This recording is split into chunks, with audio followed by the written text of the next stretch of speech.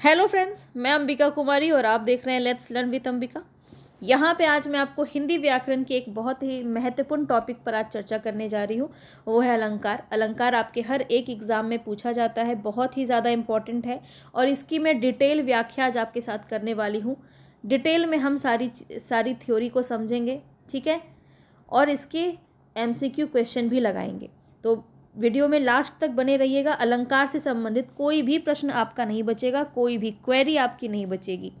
तो इस क्लास में हम आपको सब कुछ बताने वाले हैं। शब्द अलंकार क्या होता है, अर्थालंकार क्या होता है, उभय अलंकार क्या होता है और पाश्चात्य अलंकार क्या होता है। आप किसी भी पॉइंट से वंचित ना रह जाएं, इसीलिए आपको हर एक चीज़ बताया जाएगा। लेकिन यहाँ पे ये ध्यान रखेंगे कि अलंकार के ये 4 प्रकार आप ना समझें।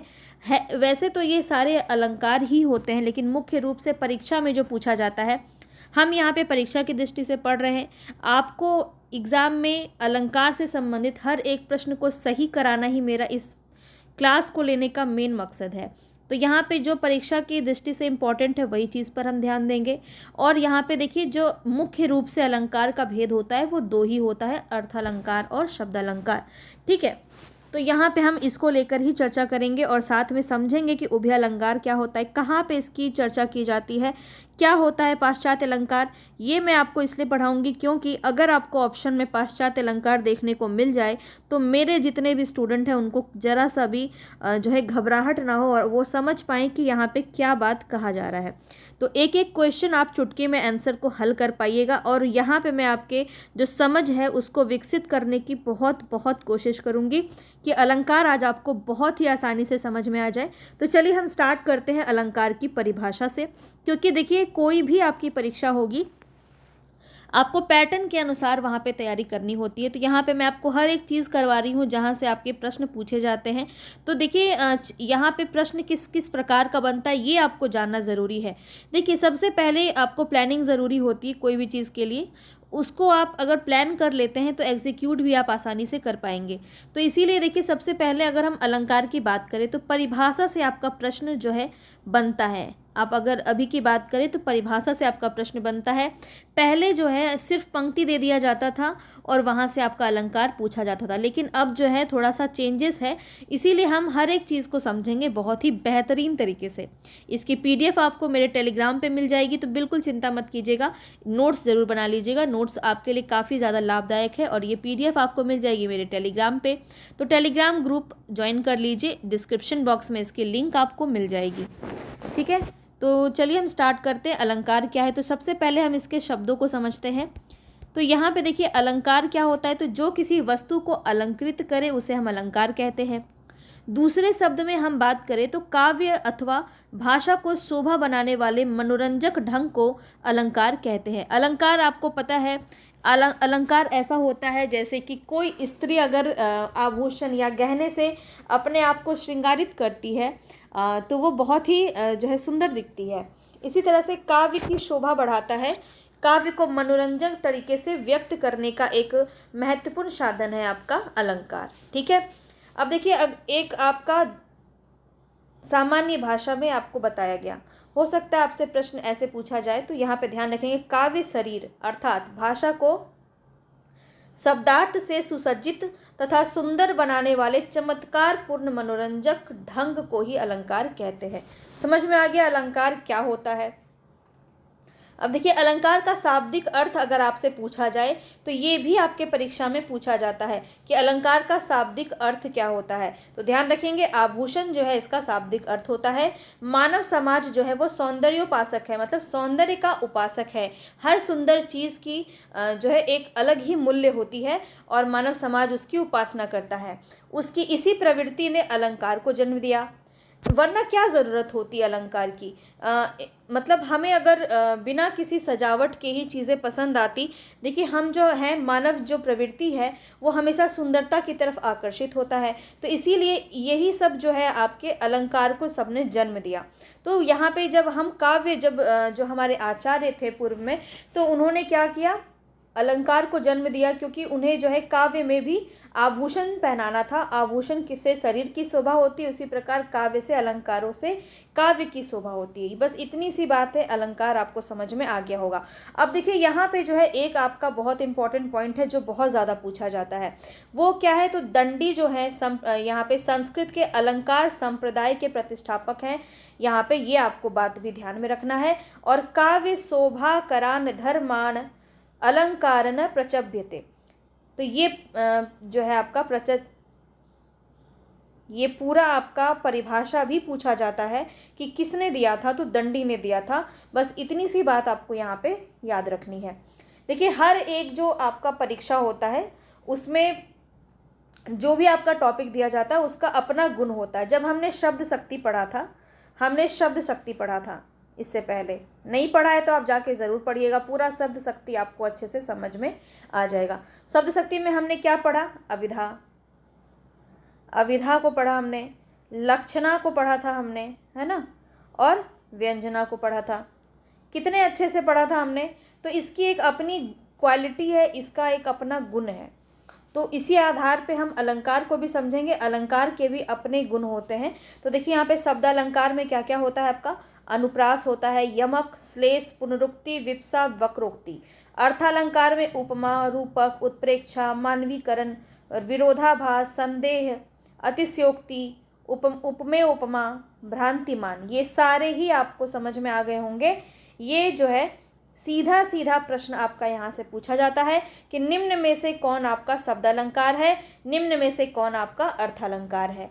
ठीक है, तो ये आपको बहुत अच्छे से याद करना है, याद करना पड़ेगा। जी बिल्कुल, ऐसा नहीं है कि इसको आप छोड़ सकते हैं। मैं आपको एक भी चीज़ छोड़ने नहीं दूंगी। तो जिस जिस प्रकार से प्रश्न आपका बनता है वो सारी बिंदु पर मैं बात करूँगी।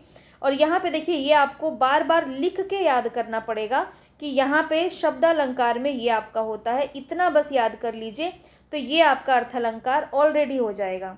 ठीक है, तो बस ये छोटा सा है, जो छोटा है उसे हम याद कर लेते हैं। तो बस आपको ये याद करना है कि शब्दालंकार में अनुप्रास होता है, यमक होता है, श्लेष होता है, पुनरुक्ति होता है, विप्सा होता है और वक्रोक्ति होता है। कैसे होता है तो इन पर अभी हम विस्तृत रूप से चर्चा करेंगे, तो आप बेहतर समझ पाएंगे।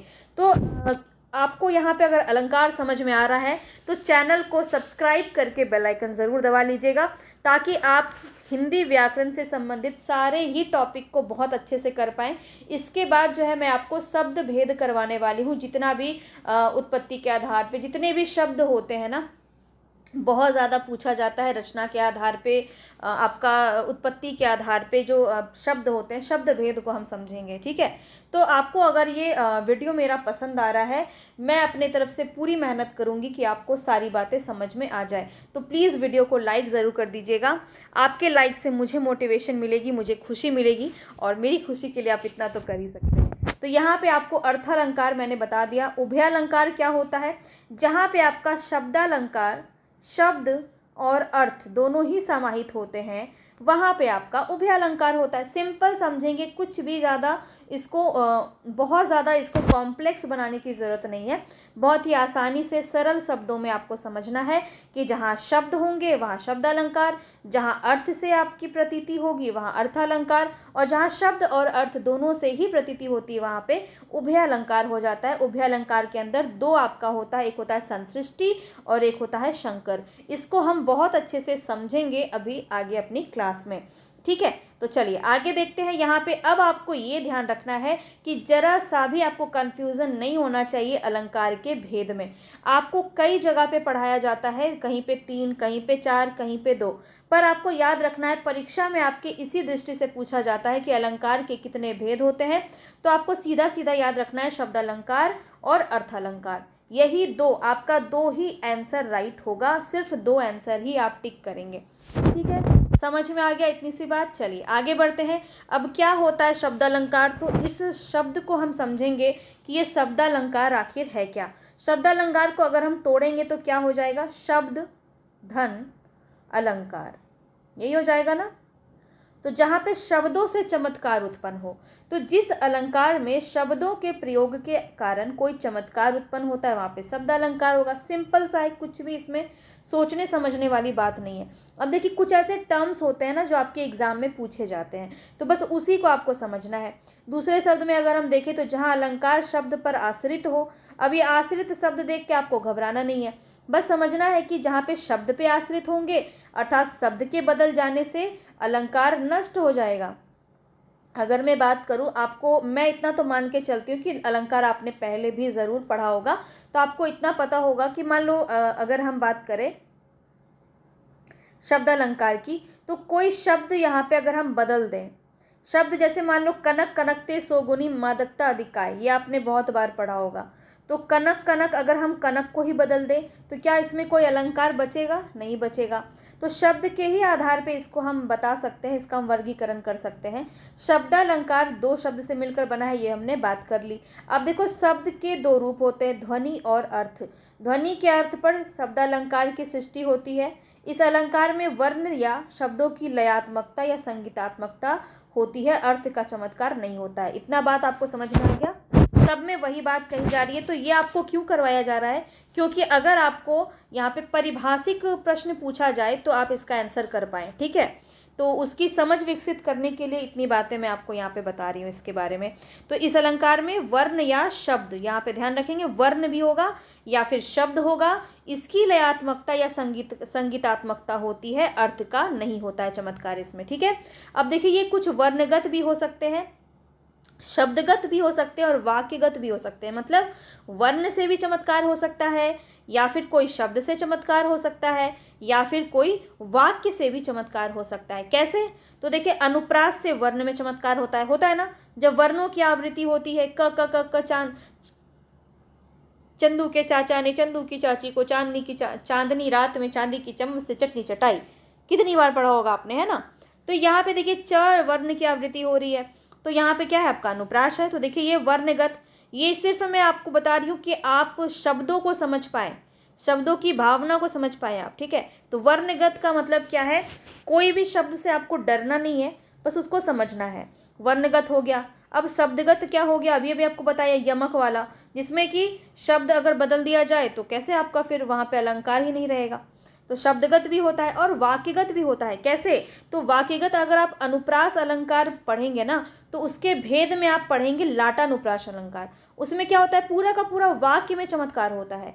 तो आगे देखेंगे बहुत ही मज़ेदार तरीके से। तो चलिए आगे बढ़ते हैं और समझते हैं। यहाँ पे अगर आपको देखिए, ये आपको बताने का मकसद था मेरा कि अगर प्रश्न में पूछा जाए कि शब्दालंकार में वर्णगत भी होता है, शब्दगत भी होता है और वाक्यगत भी होता है, तो बिल्कुल आप वहाँ पे टिक मार के आ जाएं। हर एक प्रकार से प्रश्न आपका आंसर आपका सही होना चाहिए, बस इतनी ही मेरी इच्छा है। चलिए आगे बताएंगे। यहाँ पे शब्दालंकार क्या है आपको बता ही चुकी हूँ, पूरा बहुत अच्छे से आप समझ गए होंगे शब्दालंकार के बारे में।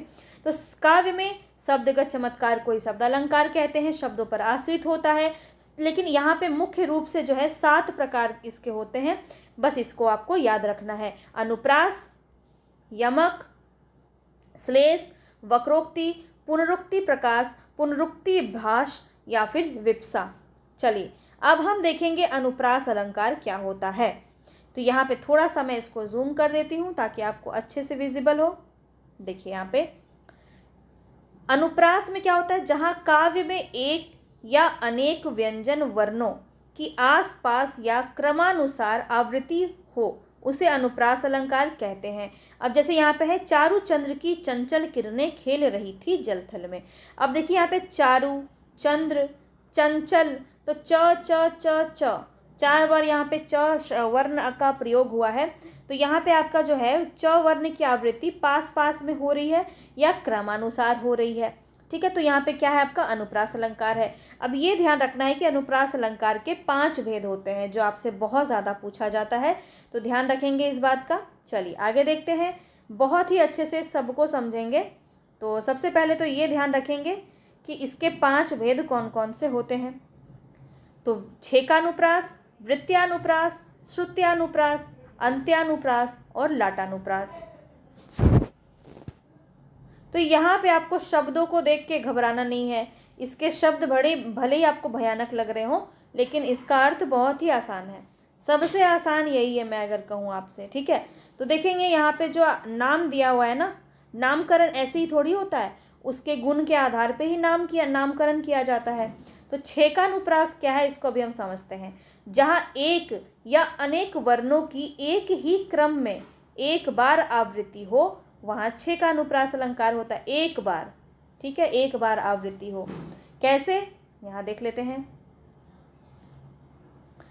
रिझी रिझी रहसी रहसी हंसी हंसी उठे, सांसें भरी आँख सू भरी कहत दई दई। तो ये है इसका यहाँ पे उदाहरण। अब यहाँ पे क्या है, रिझी रिझी एक साथ यहाँ पे आवृत्ति हो रही है, एक क्रम में आवृत्ति हो रही है। रहसी रहसी एक ही शब्द की 2 बार आवृत्ति हो रही है। हंसी हंसी, हंसी हंसी और दई दई, ये देखो 4 यहाँ पे है ना। तो यहाँ पे क्या हो गया, कैसे याद रखेंगे इसको आप, तो इसको छेक लिया गया है। इसको क्या किया है, दो जोड़ा है यहाँ पे, ये दोनों क्या है, पति पत्नी है, ये दोनों का जोड़ा है, एकदम एक समान है, देखो है ना, एक समान है, कोई अंतर नहीं है बिल्कुल। इन दोनों के अंदर इन दोनों का क्या हो गया है, छेका हो गया है, इन दोनों का छेका हो गया है।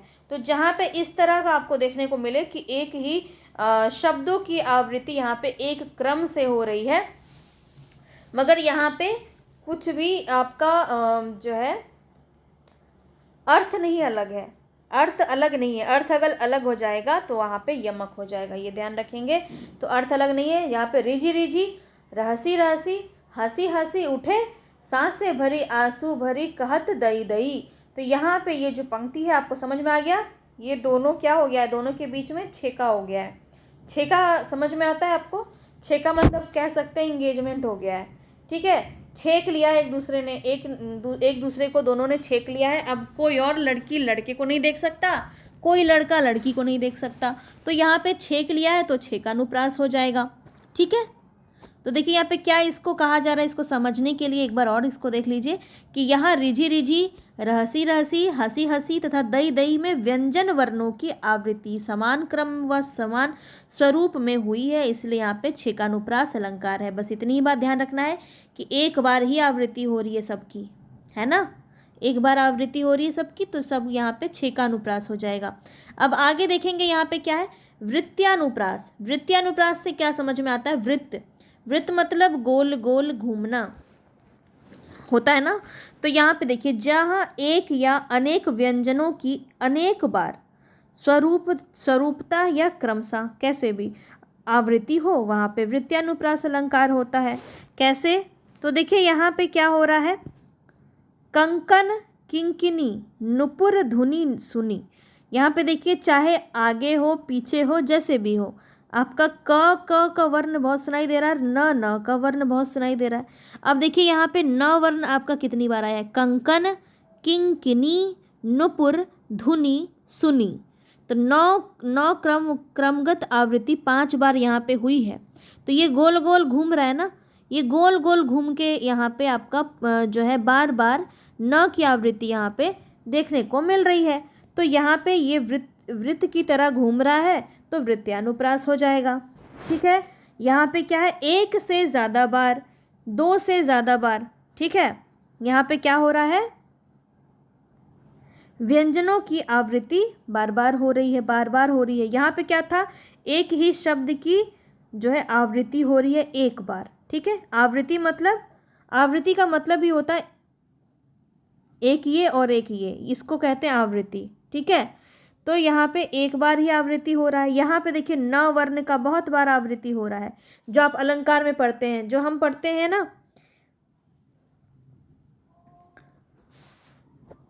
अनुप्रास को हम जिस नाम से जानते हैं, ये आपका वृत्त्यानुप्रास सबसे ज़्यादा उसको सार्थक करता है। अब दूसरा देखिए श्रुत्यानुप्रास। श्रुत मतलब क्या होता है, सुनना।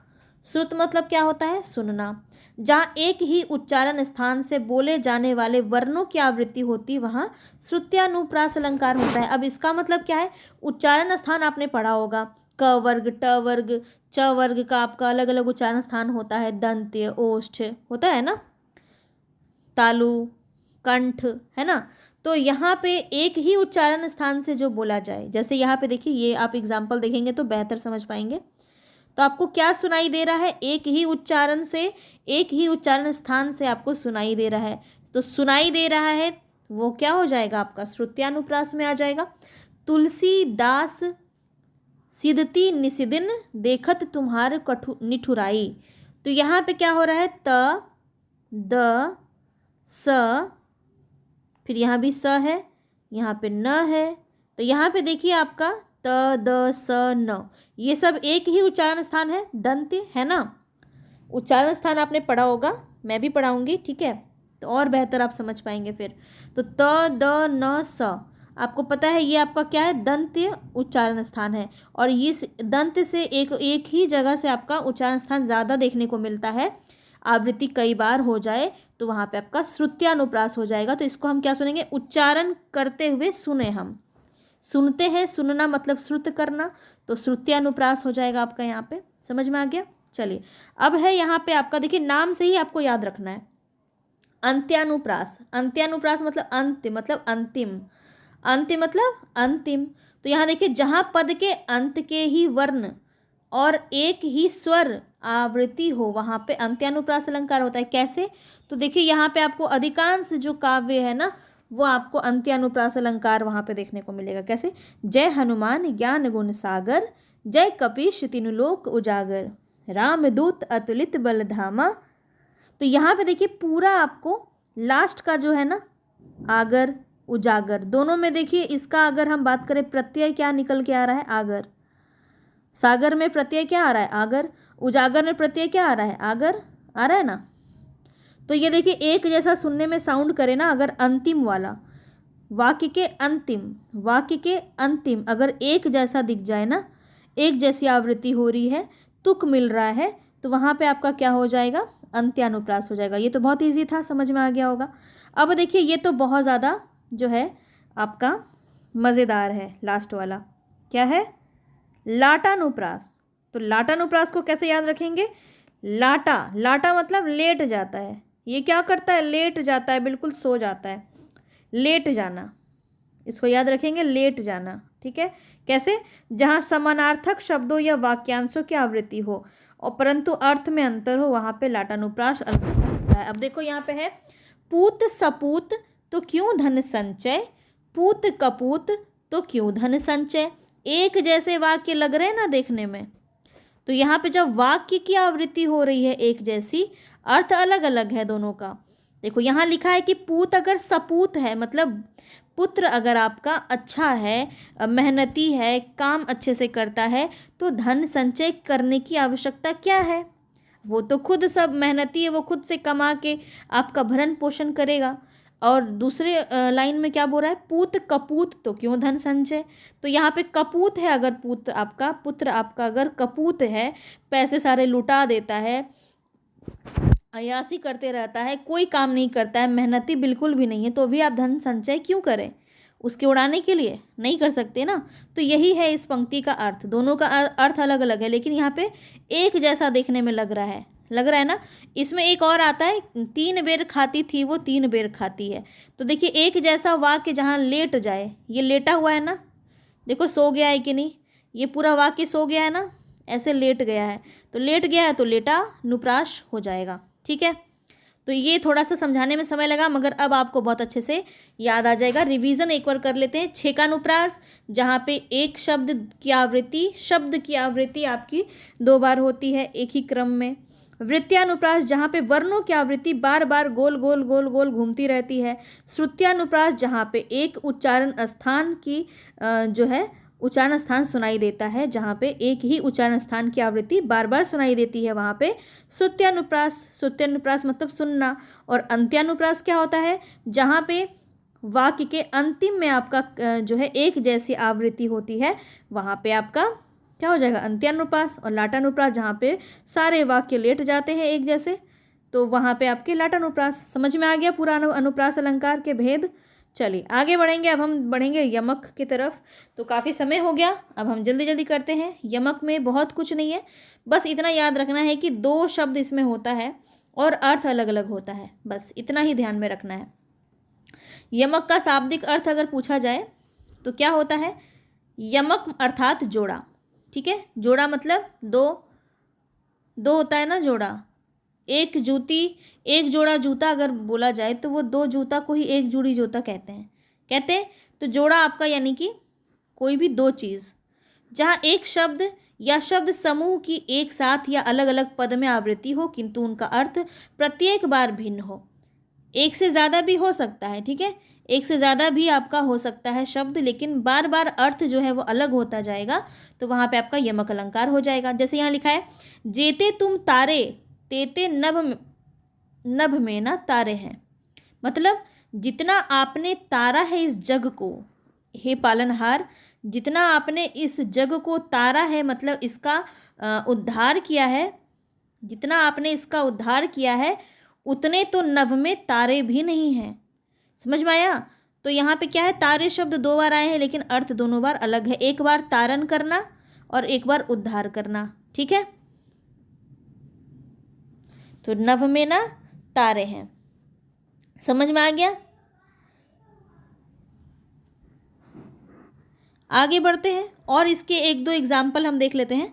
तो यमक का एक और एग्जाम्पल है बहुत अच्छा, माला फेरत जुग भया फिरा न मन का फेर, कर का मन का डार दे मन का फेर। तो देखिए मन का कितनी बार आया है और अर्थ सब में आपका अलग है।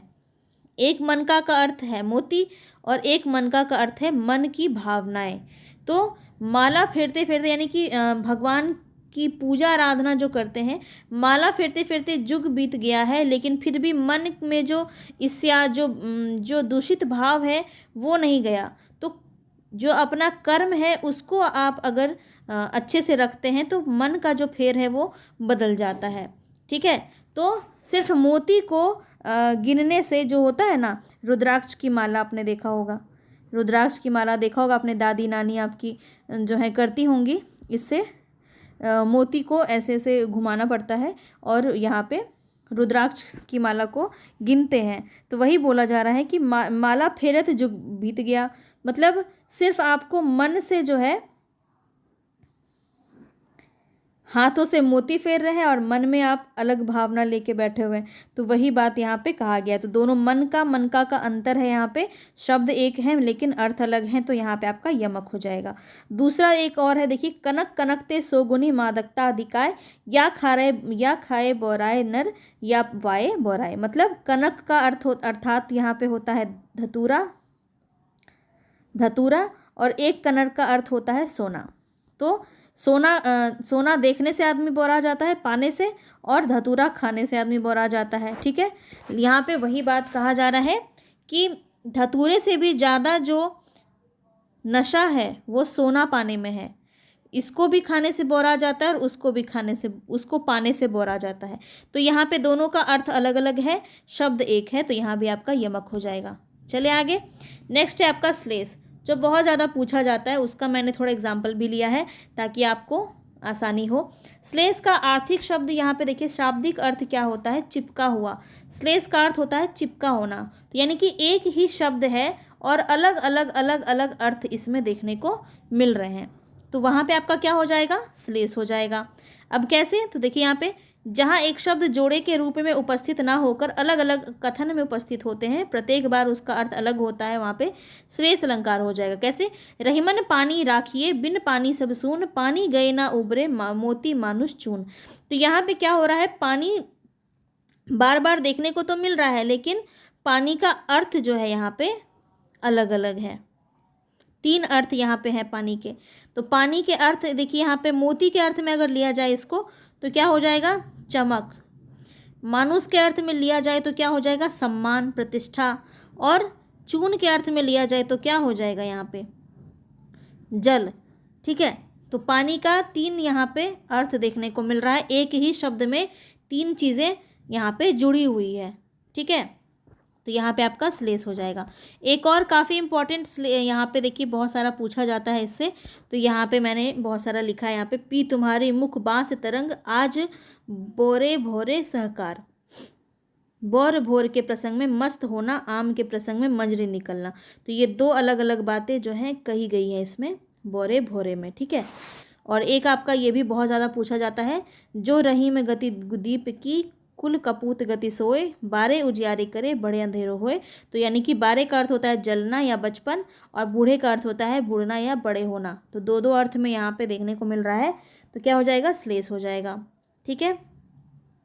जो घनीभूत पीड़ा थी मस्तक में स्मृति सी छाई, दुर्दिन में आंसू बनकर आज बरसने आई। तो ये सारे जो आपके एग्जाम्पल है ना, ये आपका बहुत ज़्यादा पूछा जाता है। रावण सिर सरोज बनचारी, चली रघुवीर सिली मुखधारी। तो सिली मुखधारी में यहाँ पे अलग अलग, यहाँ पे एक बाण के रूप में इसका अर्थ लिया गया है और एक बार भौरे भ्रमर के रूप में लिया गया है। ठीक है, तो इस तरह से अलग अलग दो शब्द के अर्थ अलग अलग देखने को आपको मिलेंगे इसमें।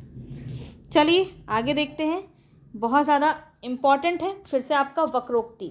अब वक्रोक्ति क्या होता है, देखिए दो प्रकार से होता है वक्रोक्ति, तो इसके दो भेद भी होते हैं। क्या होता है इसको देख लेते हैं। जहाँ पर वक्ता अर्थात बोलने वाला वक्ता द्वारा किसी भिन्न पर्याय से व्यक्त किए गए कथन का श्रोता अपने अनुसार भिन्न अर्थ की कल्पना कर लेता है, वहाँ पे आपका वक्रोक्ति अलंकार हो जाता है। थोड़ा सा वो आपको ठीक दिखेगा। तो यहाँ पे इसका मतलब क्या है, तो देखिए श्लेष वक्रोक्ति क्या होता है, दो तरह से होता है ये, श्लेष वक्रोक्ति और एक काकू वक्रोक्ति। तो जहाँ श्रोता वक्ता के कथन से अपनी रुचि या परिस्थिति के अनुसार जो है अनुकूल भिन्न ग्रहण अर्थ ग्रहण कर लेता है, वहाँ श्लेष वक्रोक्ति अलंकार होता है। मतलब को तुम हो इत आए कहाँ, घनश्याम हो तू कितो बरसो। तो मतलब यहाँ पे क्या बोला जा रहा है, यहाँ पे श्री कृष्ण यानी कि घनश्याम को दो अर्थ में यहाँ पे ग्रहण किया गया है, श्री कृष्ण और काले बादल। ठीक है, तो यहाँ पे क्या बोल रहा है, को तुम हो इत आए कहाँ, मतलब कि अभी तक तुम कहाँ रह गए, आए क्यों नहीं। तो घनश्याम बोलता है कौन हो तुम और अब तक कहाँ थे। ये बोलते हैं कि मैं घनश्याम हूँ। तो क्या बोलती है राधा, अच्छा घनश्याम हो तो कहीं जाके बरसो। मतलब इन्होंने अपने तरफ से अलग बोला और उन्होंने अलग अर्थ ग्रहण किया। कैसे, देखिए यहाँ पे दो अर्थ है, यहाँ पे श्री कृष्ण और काले बादल। यहाँ श्रोता ने घनश्याम का अर्थ श्री कृष्ण ना ग्रहण करके क्या ग्रहण कर लिया, काले बादल। घनश्याम का अर्थ क्या, काले बादल के रूप में ग्रहण कर लिया। अतः घनश्याम के दो अर्थ होने के कारण श्लेष वक्रोक्ति अलंकार यहाँ पे हो जाता है। क्यों, क्योंकि श्लेष में हमने अभी भी पढ़ा है कि एक शब्द में दो दो अर्थ चिपके हुए होते हैं, इसीलिए ये आपका श्लेष वक्रोक्ति अलंकार हो जाएगा। समझ में आया। ठीक है, एक बार इसका जो है प्रसंग बता देती हूँ तो आप इसको और अच्छे से समझ जाएंगे। सीता और यहाँ पे सीता बोल रही हूँ, राधा और कृष्णा एक दूसरे से नाराज़ हैं, मतलब राधा नाराज़ हैं। ठीक है, तो राधा श्याम जी आते हैं, घनश्याम जी आते हैं, तो बोलते हैं, राधा बोलती है कौन हो तुम और यहाँ पे क्यों आए हो। तो कृष्ण बोलते हैं मैं, अरे राधा मैं घनश्याम हूँ। तो अच्छा, वो अपने तरफ से अर्थ ग्रहण कर लेती, अच्छा काले बादल हो तो कहीं जाके बरसो, यहाँ पे क्यों आए हो। समझ में आया आपको अब कि अर्थ इन्होंने अपने श्रोता यानी कि सुनने वाला जो है, यानी कि सुनने वाला कौन था यहाँ, राधा जी। और राधा जी ने क्या अर्थ ग्रहण किया, अच्छा काले बादल है कहीं का, तो कहीं का काला बादल है तो यहाँ क्यों आया है, जाके बरसो जहाँ पे बरसना है आपको, आप यहाँ पे क्यों आए हो।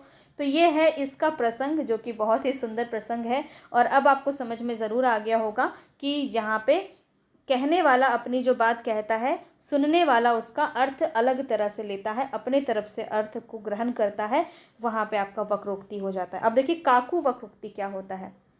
श्लेष वक्रोक्ति आपने समझ लिया होगा, क्योंकि एक शब्द में दो यहाँ पे अर्थ छुपा हुआ था, इसलिए वहाँ पे श्लेष वक्रोक्ति हो गया। अब देखिए जहाँ किसी कथन का कंठ की ध्वनि के कारण दूसरा अर्थ निकलता है, वहाँ काकू वक्रोक्ति अलंकार हो जाता है। जैसे उसने कहा जाओ मत बैठो यहाँ, मैंने सुना जाओ मत बैठो, यहाँ भी लगा देंगे तो चलेगा। देखिए कॉमा यहाँ दिया हुआ है, अगर कॉमा नहीं दे, हम बात कर रहे हैं, तो जब बात कर रहे हैं तो वक्ता ने क्या कहा, जाओ मत बैठो यहाँ, और जो सुनने वाला है उसने क्या सुना, जाओ मत बैठो यहाँ। तो क्या हो गया, यहाँ पे उसने कुछ और कहा, इसने कुछ और अर्थ ग्रहण किया। तो जब ऐसी स्थिति होगी वहाँ पे आपका वक्रोक्ति अलंकार हो जाएगा। अब आपको अच्छे से समझ में आ गया होगा। चलिए आगे बढ़ते हैं। पुनरुक्ति प्रकाश क्या होता है, पुनरुक्ति प्रकाश, तो इसका शाब्दिक अर्थ होता है पुनः दोहराना। जब किसी वाक्य में सौंदर्यता उत्पन्न करने के लिए एक ही शब्द को दो बार दोहराया जाता है, वहाँ पे पुनरुक्ति अलंकार होता है। इस अलंकार में शब्द की आवृत्ति तो दो बार होती है, परंतु इसमें जो अर्थ है इसका कोई परिवर्तन नहीं होता है, मतलब अर्थ में कोई परिवर्तन नहीं होता है। नहीं तो आप फिर कंफ्यूज हो जाएंगे कि यमक है कि श्लेष है। तो ध्यान रखेंगे शब्द तो बदल रहे यहाँ पे हो रहा है, लेकिन अर्थ में कोई अंतर नहीं आएगा। और आपको एक क्वेश्चन ये भी आ रहा होगा मन में कि ऐसा तो आपका अनुप्रास में भी था, है ना, जहाँ पे छः का अनुप्रास में एक शब्द को दो बार आवृत्ति हो रही है। तो ध्यान रखेंगे यहाँ पे जो ऑप्शन होगा ना आपका, उसके अनुसार आपको आंसर करना है। और कभी भी आपको ऐसा ऑप्शन नहीं दिया जाएगा जहाँ पे दोनों ही आपके आंसर सही हो, ठीक है। तो ऑप्शन के अकॉर्डिंग आप आंसर करेंगे। तो ज़्यादा टेंशन मत लीजिए, इतना भी आपको दुविधा में नहीं डाला जाएगा। यहाँ लिखा है ठौर ठौर विहार करती सुंदरी सुर नारियाँ। मतलब उपयुक्त पंक्ति में जो ठौर ठौर शब्द है, इसकी आवृत्ति पुनः रुक्ति प्रकाश है, यानी कि दोनों ठौर ठौर मतलब जगह जगह। इसका अर्थ एक ही है, एक ही अर्थ है, दो अर्थ नहीं है, परंतु इसका दो बार पुनरुक्ति हो रहा है तो कथन में बल आ रहा है। मतलब रुको रुको कहते हैं ना, रुको रुको, और सिर्फ कहते हैं रुको, तो रुको रुको दो बार कहते हैं तो ज़्यादा बल आता है। तो वही उसी चीज़ को यहाँ पे दिखाने के लिए इस अलंकार का यूज़ किया जाता है। बस सिंपल सा है कि शब्दों की पुनरावृत्ति यहाँ पे हो रही है तो पुनरुक्ति प्रकाश हो जाएगा, ठीक है, पर अर्थ में कोई अंतर नहीं है। अब यहाँ क्या है, पुनरुक्तिवदाभास। क्या है ये, जहाँ कथन में पुनरुक्ति का आभास होता है किंतु पुनरुक्ति यहाँ पे अलंकार हो जाएगा। यहाँ देखिए, पुनि फिरी राम निकट सो आई। पुनि और फिरी समान अर्थ प्रतीत होता है, परंतु पुनि का अर्थ पुनः होता है और फिरी का अर्थ लौट कर होने से यहाँ होता है। तो यहाँ पे देखिए, सुनने में अगर जल्दी से कोई सुन ले पुनि फिरी, तो यहाँ एक जैसा सुनने में लग रहा है मगर अर्थ अलग अलग होता है।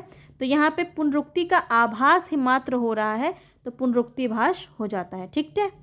चलो आगे, विप्सा। विप्सा भी आपसे बहुत पूछा जाता है, ध्यान रखेंगे विप्सा क्या होता है। तो जब किसी काव्य में आदर, हर्ष, शोक, आश्चर्य, घृणा, मन के भाव आदि को प्रकट करने के लिए एक शब्द की पुनरावृत्ति होती है, वहाँ पे आपका विप्सा अलंकार हो जाता है। बार बार गर्जन वर्षन है मूसलाधार, हृदय थाम लेता संसार, सुन सुन घोर वज्र हुंकार। तो ये देखिए सब एक जैसे आपको प्रतीत हो रहे होंगे, लेकिन आपको ऑप्शन के दृष्टि से आंसर करना है। और वहाँ पे ऑप्शन आपका ज़रूर अर्थालंकार में दिया होगा और विप्सा वहाँ पे दिया होगा, तो आप समझ जाइएगा। देखिए उस उपयुक्त पंक्ति में बार बार और सुन सुन की पुनरावृत्ति हुई है। एक ही शब्द एक से अधिक बार है, जिससे वर्ण और बादलों का प्रभाव और भी गहरा हो गया है। मतलब इसको ज़्यादा आकर्षित करने के लिए ये ऐसे यूज़ किया गया है कि बार बार वर्षा गर्जन हो रहा है, मूसलाधार वर्षा हो रही है, हृदय थाम लेता संसार, मतलब पूरा संसार क्षुब्ध हो जाता है, सुनकर घोर वज्र हुंकार, यानी बिजली इतनी ज़ोर ज़ोर से चमक रही है कि जो है पूरा संसार एकदम डर के मारे थर थर काँप रहा है, हृदय थाम लेता है अपना।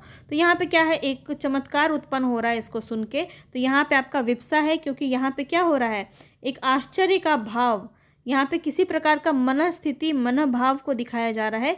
तो आश्चर्य का भाव यहाँ पे दिखाया जा रहा है, तो यहाँ पे विप्सा अलंकार हो जाएगा। आगे बढ़ते हैं, फिर आपका आ गया अर्थालंकार। शब्दालंकार को अच्छे से याद कर लेना कि कौन कौन सा शब्दालंकार आपका होता है। अब हम अर्थालंकार क्या होता है इसको देख लेते हैं। तो साहित्य में अर्थालंकार चमत्कार को अर्थालंकार कहते हैं।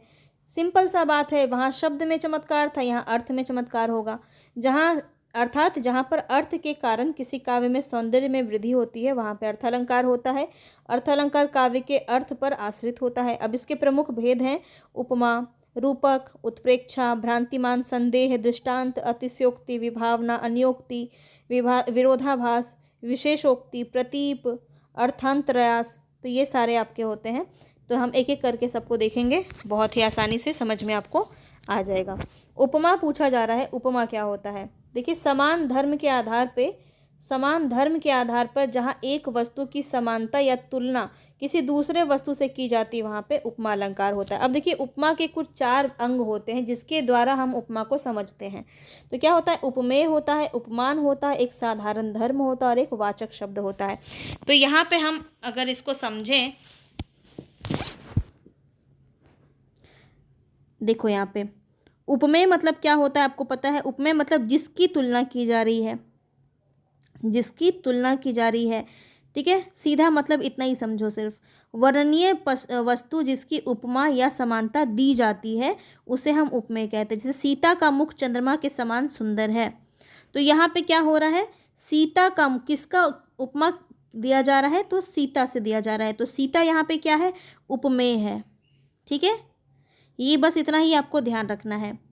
अब उपमान क्या होगा, मतलब जिससे तुलना की जा रही है। तो चंद्रमा से तुलना की जा रही है, तो चंद्रमा क्या है, आपका उपमान है। बस सिंपल सा याद रखिए, बहुत ज़्यादा इसको परिभाषा देखने की ज़रूरत भी आपको नहीं है। तो जिससे उपमान उपमेय की समानता या तुलना की जाती है उसे उपमान कहते हैं, सिंपल। तो मुख की समानता चंद्रमा से की जा रही है, तो चंद्रमा आपका उपमान है। ठीक है, अब साधारण धर्म क्या होता है, तो साधारण धर्म और वाचक शब्द बहुत ज़्यादा पूछा जाता है, ध्यान रखेंगे। तो साधारण धर्म यहाँ पे होता है जिस गुण के लिए उपमा दी जाती है, यानी उसे साधारण धर्म हम कहते हैं। तो किस चीज़ की यहाँ पे सुंदरता यहाँ पे वर्णन किया जा रहा है कि सीता का मुख चंद्रमा के समान कैसा है, सुंदर है। तो सुंदर क्या हो जाएगा, साधारण धर्म हो जाएगा यहाँ पे। ठीक है, और वाचक शब्द क्या होता है कि जिससे यहाँ पे जो आपका यहाँ पे आधार बना है इसको तुलना करने का। जैसे यहाँ पे समान, समान शब्द है, देखिए ये सा, से, सी, सम, सरिस, ये सारे शब्दों का प्रयोग आपका उपमा में होता है। तो ये सारा जो है आपका क्या है, वाचक शब्द है, बस इतना ध्यान रखना है। यहाँ पे क्या पूछा गया, अगर हम उदाहरण देखें तो क्या है, सीता का मुख चंद्रमा के समान सुंदर है। अब यहाँ पे सीधा से देखो क्या है, इसको अच्छे से, सीता क्या है, उपमेय है। चंद्रमा क्या है, उपमान है। समान क्या है, वाचक शब्द है, वाचक शब्द है। और सुंदर क्या है, ये साधारण धर्म है, ये आपका साधारण धर्म है। समझ में आ गया बहुत अच्छे से। चलिए आगे बढ़ते हैं। अब यहाँ देखिए उपमा के भेद होते हैं, तो उपमा को समझेंगे, इसके भेद को समझेंगे बहुत अच्छे से। पूर्णोपमा और लुप्तोपमा और मालोपमा, ये 3 प्रकार से आपका यहाँ पे भेद होता है। तो पूर्णोपमा क्या होता है, जहाँ उपमा के चारों अंग विद्यमान हो वहाँ पूर्णोपमा अलंकार होता है। मतलब पूरा यहाँ पे उपमेय भी है, उपमान भी है, साधारण धर्म भी है और वाचक शब्द भी है। तो क्या हो जाएगा, पूर्णोपमा, यानी कि पूर्ण है ये पूरा उपमा आपका। तो यहाँ पे पूर्णोपमा हो जाएगा, सीधा सिंपल, यानी कि प्रातः नभ था बहुत नीला शंख जैसे। तो देखिए प्रातः नभ भी है, यहाँ पे शंख भी है, उपमेय भी है, उपमान भी है।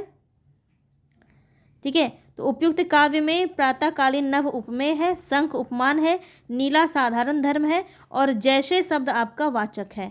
तो सारा कुछ दिया है तो पूर्णोपमा हो गया, समझ में आ गया। अब लुप्तोपमा का मतलब क्या है, लुप्त होगा, कुछ तो गायब होगा इसके अंदर से।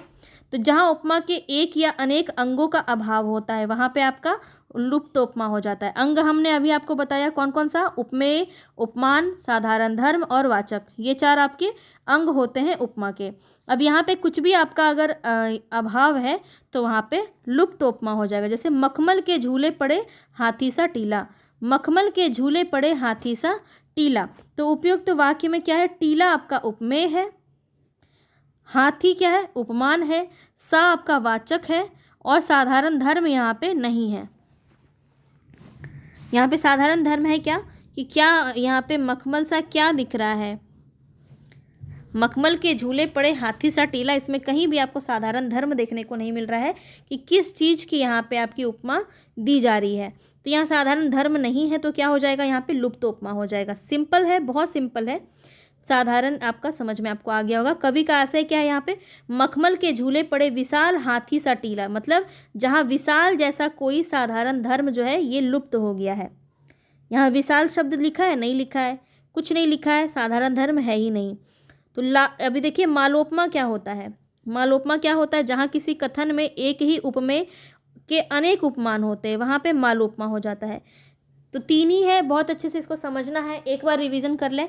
पूर्णोपमा मतलब ये पूर्ण है, इसमें कुछ भी आपका लोप नहीं है, कुछ भी गायब नहीं है, सारा अंग आपका सही सलामत है, पूरा शरीर सही सलामत है, पूर्णोपमा। लुप्तोपमा मतलब शरीर का अंग यहाँ पे गायब है, कोई ना कोई एक अंग गायब होगा तो लुप्तोपमा हो जाएगा। अब मालोपमा में होगा कि एक उपमेय के एक से ज़्यादा उपमान होंगे। कैसे, काम सारूप, प्रताप दिनेश सा, सोम सासील और राम महीप का।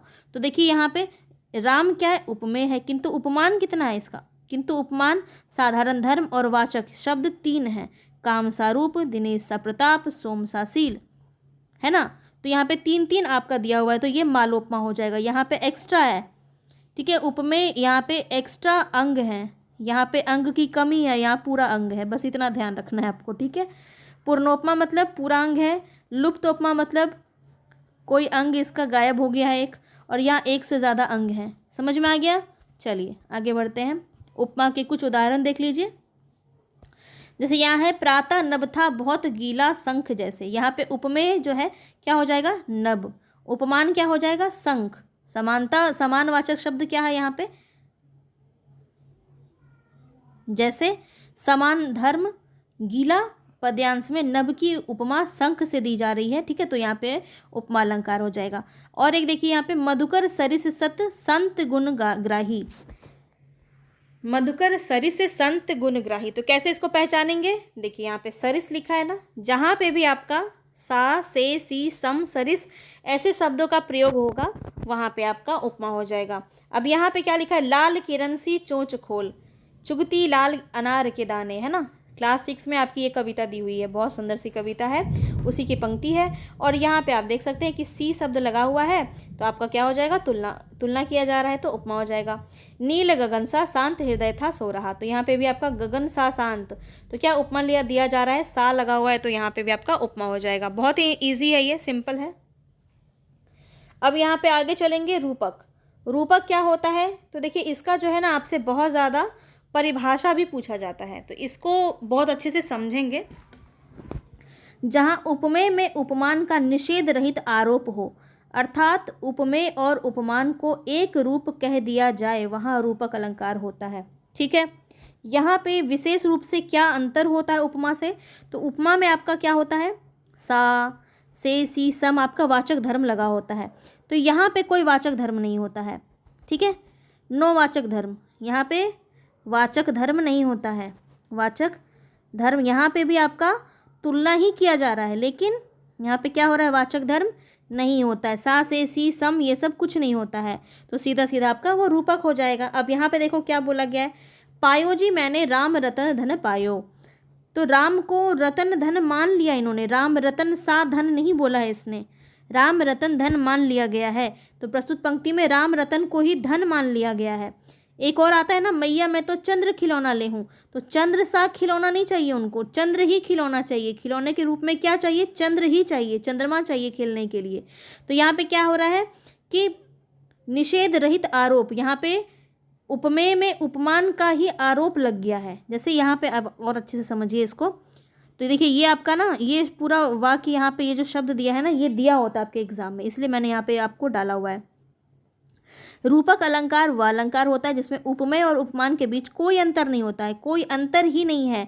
चंद्र खिलौना ही चाहिए, कोई अंतर ही नहीं है, खिलौना ही है वो चंद्रमा, ठीक है। अबिकार में चंदा मामा कहते हैं, वो तो खिलौना होता है और कृष्ण जी को चाहिए खेलने के लिए, तो क्या है? कोई अंतर नहीं है। जहाँ पर उपमेय और उपमान के बीच अंतर को समाप्त करके एक समान बना दिया जाता है, वहाँ पे रूपक अलंकार हो जाता है। इनकी 3 बातें आपको ध्यान रखना है। उपमेय को उपमान का रूप दे देना। अब जैसे कहते हैं ना चांद सा मुखड़ा, यहाँ पे चांद सा मुखड़ा नहीं कहेंगे, चांद मुखड़ा कहेंगे, मतलब उसका मुखड़ा चांद ही है, ठीक है। वाचक पद का लोप होता है, ये भी ध्यान रखना है। वाचक पद ये होता है ना सा से सी सम, ये सब आपका लोप होता है, वहाँ पे नहीं होगा। और उपमेय का भी साथ साथ वर्णन होता है इसमें, मतलब यहाँ कहा है ना पायो जी मैंने राम रतन धन पायो, तो राम जैसा रतन हमने धन के रूप में पा लिया है। तो यहाँ पे रूपी, अगर इसको तोड़ेंगे ना तो रूपी शब्द से ये टूटता है। अब देखिए इसके बहुत सारे एग्जाम्पल हैं जो मैंने यहाँ पे लिए हैं, आप इसको देखिए, ठीक है। एक दो मैं यहाँ पे आपको बताती हूँ। जैसे यहाँ पे उदित उदय गिरी मंच पर रघुवर बाल पतंग, विगसे संत सरोज सब हर्षे लोचन भ्रंग। तो यहाँ पे आपको देखिए बाल पतंग, यहाँ पे पूरा अलग नहीं है कुछ भी, यहाँ पे सा से सी सम कुछ नहीं लगा है। रघुवर बाल पतंग, तो बाल को पतंग के रूप में यहाँ पे मान लिया गया है। बीती विभागरी जागरी पनघट, अंबर पनघट में डुबो रही तारा घट ऊषा नागरी, ये बहुत ज़्यादा पूछा जाता है, रूपक अलंकार का ही ये उदाहरण है। शशि मुख पर घूंघट डाले, अंचल में दीप छिपाए। और एक बात ये भी ध्यान रखना, देखिए हमेशा तो ये लागू नहीं होता है, लेकिन यहाँ पे आपका जो है योजक चिन्ह भी बहुत प्रयोग में आता है, ठीक है। जैसे यहाँ पे देखिए योजक चिन्ह आपका दिया है मन सागर, मन को सागर मान लिया गया है, ठीक है, मन सा सागर नहीं लिखा है, वाचक धर्म का प्रयोग नहीं होगा तो रूपक हो जाएगा, सीधा समझ लीजिए, ठीक है। तो मन सागर, मन मन सा लहरी बूढ़े बहे अनेक, तो यहाँ पे मन क्या है, सागर के समान इधर हिलोरे ले रहा है, मन सागर की तरह, जहाँ पे चाहे बूढ़े हो चाहे बड़े हो सभी यहाँ पे बहते चले जा रहे हैं मन रूपी सागर में, मन रूपी सागर में, ठीक है। सिर झुका तूने नियति की मान लिया बात, स्वयं ही मुरझा गया तेरा हृदय जलजात। अब यहाँ देखिए, यहाँ पे भी आपका योजक चिन्ह दिया है, योजक चिन्ह दिया होगा और कोई वाचक धर्म नहीं होगा, उपमान और उपमेय की बात हो रही होगी तो सीधा मान लेना रूपक अलंकार हो जाएगा। समझ में आ गया? आई होप आपको बहुत अच्छे से समझ में आ गया होगा। चलिए आगे बढ़ते हैं नेक्स्ट पे। उत्प्रेक्षा दिया हुआ है यहाँ पे, उत्प्रेक्षा तो बहुत ही इजी है। अब यहाँ पे क्या है, जहाँ उपमेय में उपमान की संभावना की बात की जाए, देखिए परिभाषा से प्रश्न बहुत पूछा जाता है तो इसको नोट करेंगे और बिल्कुल यहाँ पे हाईलाइट कर लेना कि जहाँ उपमेय उपमान में संभावना की बात आ जाए वहाँ पे आपका उत्प्रेक्षा अलंकार हो जाता है। बहुत ही आसानी से ये प्रश्न आपसे पूछा जाएगा तो ये आपको बिल्कुल भी गलत नहीं करना है। संभावना की बात करेंगे उत्प्रेक्षा हो जाएगा। यहाँ पे कौन कौन सा शब्द आपका वाचक शब्द होता है, वाचक शब्द तो समझ गए ना अब आप। तो वाचक शब्द यहाँ पे क्या होता है, जनु, मनु, मानो, जानो, इव, ऐसे वाचक शब्दों का प्रयोग होता है। उत्प्रेक्षा के 3 भेद होते हैं, वस्तु प्रेक्षा, हेतु प्रेक्षा और फलोप्रेक्षा, ठीक है। इतना ज़्यादा आपसे खैर डिटेल में नहीं पूछेगा पर आपकी जानकारी के लिए मैंने आपको बता दिया, ठीक है। अब उत्प्रेक्षा का देखिए यहाँ पे अगर हम एग्जाम्पल लें, सिर फट गया उसका वही मानो अरुण रंग का घड़ा हो, तो मानो जहाँ लग गया वहाँ क्या हो गया आपका उत्प्रेक्षा हो। तो यहाँ पे क्या हो रही है, संभावना व्यक्त की जा रही है, कल्पना व्यक्त की जा रही है। तो आपको बीच बीच में ट्रिक के रूप में ये याद रखना है कि जहाँ संभावना की बात की जाए, कल्पना की बात की जाए, वहाँ पे आपका उत्प्रेक्षा हो जाएगा। तो देखिए सिर के लाल रंग का घड़ा होने की कल्पना की जा रही है, जहाँ सिर क्या है उपमेय है और लाल रंग का घड़ा उपमान है, उपमेय में उपमान के होने की कल्पना की जा रही है, तो कल्पना किया जाएगा वहाँ पे आपका उत्प्रेक्षा अलंकार हो जाएगा। अब भ्रांतिमान क्या होता है, भ्रांति मतलब जहाँ पे भी भ्रम होगा, तो जहाँ समानता के कारण एक वस्तु से दूसरी वस्तु में भ्रम हो जाए वहाँ पे भ्रांतिमान अलंकार हो जाता है। कैसे, एग्जाम्पल देखिए, जान श्याम घन श्याम को नाच उठे वन मोर, जान श्याम घन श्याम को मतलब घनश्याम को अभी हमने देखा काले बादल होते हैं, तो काला बादल इतना श्यावला है कि वहाँ पे जो वन के जितने भी पशु पक्षी हैं वो सोचे कि कृष्ण आ गया, तो कृष्ण जी के आने की खुशी में सारे वन मोर नाच उठे, लेकिन वहाँ पे कौन था, बादल था, ठीक है। तो देखिए यहाँ पे श्री कृष्ण को देखकर उनके सांवलेपन के कारण वन के मोर, अच्छा मैंने थोड़ा सा उल्टा बता दिया यहाँ पे, तो वन के मोर जो है कब नाचते हैं, जब बारिश होने वाली होती है, जब बारिश होने वाली होती है तो वन के मोर जो है नाचने लगते हैं। तो वन के मोर को क्या हो गया, भ्रम हो गया। क्या भ्रम हो गया कि श्री कृष्ण इतने काले हैं, श्यावले हैं, उनके श्यावलेपन होने की वजह से उन्हें लगा कि घनश्याम आ गया, यानी कि काले बादल आने का भ्रम हो गया और वे वर्षा होने वाली है ऐसा समझ करके मोर नाचने लग गए। तो यहाँ पे क्या है, भ्रांतिमान अलंकार है। तो जान श्याम घन श्याम को नाच उठे वन मोर, बहुत इम्पॉर्टेंट है, पूछा जाता है। आगे देखिए, इसके कुछ एग्जाम्पल भी मैं आपके लिए लेके आई हूँ, इसको ज़रूर आप पढ़ लीजिएगा, ठीक है। मानो माई घन घन अंतर दामिनी घर दामिनी, दामिनी घन अंतर शोभित हरिब्रज भामिनी, उत्प्रेक्षा का यहाँ पे है और मानो शब्द से आप इसको समझ सकते हैं। ये काफ़ी ज़्यादा पूछा जाता है। कहती हुई यों उत्तरा के नेत्र झल से भर गए, हिम के कनों से पूर्ण मानो हो गए पंकज नए, बहुत काली सिल जरा से लाल केसर की से की जैसे धूल हो गई, सोहत ओढ़े पीठ पत श्याम सलोने गात, मनहु नीलमणि शैल पर आपत पर्यो प्रभात। तो ये आप बहुत आसानी से समझ सकते हैं। देखिए सब जगह आपका ऐसे ही दिया हुआ है, सखी सोहत गोपाल के उर गुंजन की माल बाहर, सोहत मनु पिए दावा नल की ज्वाल, ले चला साथ में तुझे कनक ज्यों भिक्षक लेकर स्वर्ण। तो ज्यों शब्द लगा है, जहाँ भी ज्यों लग जाएगा, मनहु लग जाएगा, मनु लग जाएगा, इस प्रकार के शब्द में आपका क्या हो जाएगा, उत्प्रेक्षा हो जाएगा। इधर देखिए भ्रांतिमान, चंद के भरम होत मोड़ है कमुदनी, नाक का मोती अधर की कांति से। ये वाला भी आपका पंक्ति काफ़ी ज़्यादा पूछा जाता है। यहाँ पे भी आपका तोता को क्या हो जाता है, भ्रम हो जाता है कि अनार के दाने हैं या फिर मोती है। चाहत चकोर सुर और दृग छोर करी, बादल कारे कारे केसों को देखा निराले। पाँव महावर देव को नाई बैठी आए, कपि करी हृदय विचार दिन मुद्रिका दारी। तब ये सारे जो पंक्ति है ना, ये आपके भ्रांति मान के अंदर आ जाते हैं। चलिए आगे बढ़ते हैं। इस पंक्ति को अच्छे से आपको देख लेना है, नोट कर लेना है, इम्पॉर्टेंट है। सुने, अब देखिए संदेह की तरफ बढ़ रहे हैं। संदेह अलंकार में क्या होता है, तो जहाँ अति सादृश्य के कारण उपमेय और उपमान में अनिश्चय की स्थिति बनी है रहे, अर्थात जब उपमेय में अन्य किसी वस्तु का संशय उत्पन्न हो जाए तो वहाँ पे संदेह अलंकार होता है। कैसे, तो सारी बीच नारी है कि नारी बीच सारी है, कि सारी बीच नारी है कि नारी ही की सारी है। यहाँ पे क्या बोला जा रहा है, नारी और सारी में संदेह बन गया है। यहाँ पे किसका प्रसंग है, यहाँ पे महाभारत का वो प्रसंग है जहाँ